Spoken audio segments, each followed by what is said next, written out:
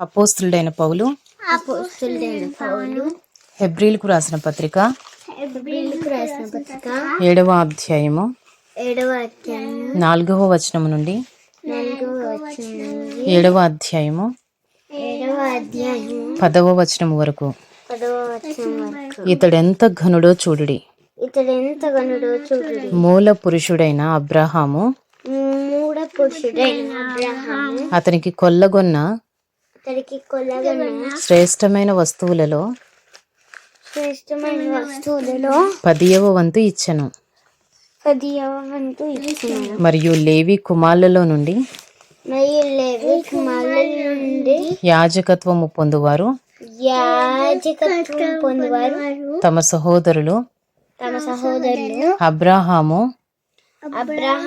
గర్భవాసము నుండి పుట్టినను ధర్మశాస్త్రము చొప్పున వారి యొద్ద అనగా ప్రజల యొద్ద 10వ వంతును పుచ్చుకొనుటకు ఆజ్ఞ పొందియున్నారు గాని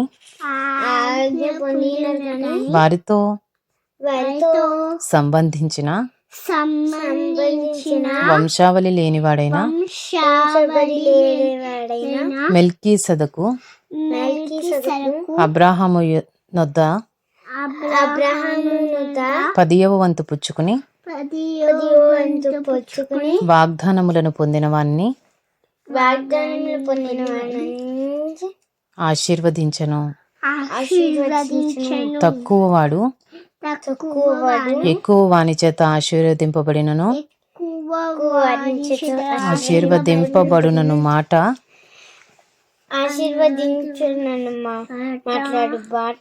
కేవలము నిరాక్షేపమై ఉన్నది. మరియు లేవి క్రమము చూడగా చావునకు లోనైన వారు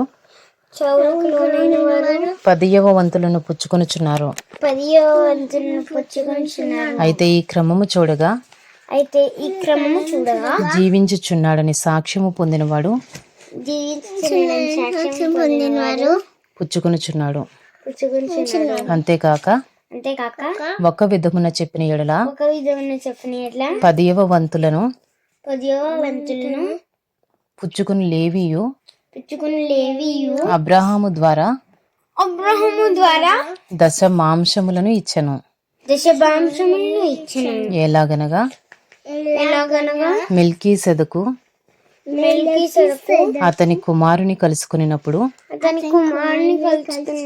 లేవి తన పితరుని గర్భములో ఉండెను.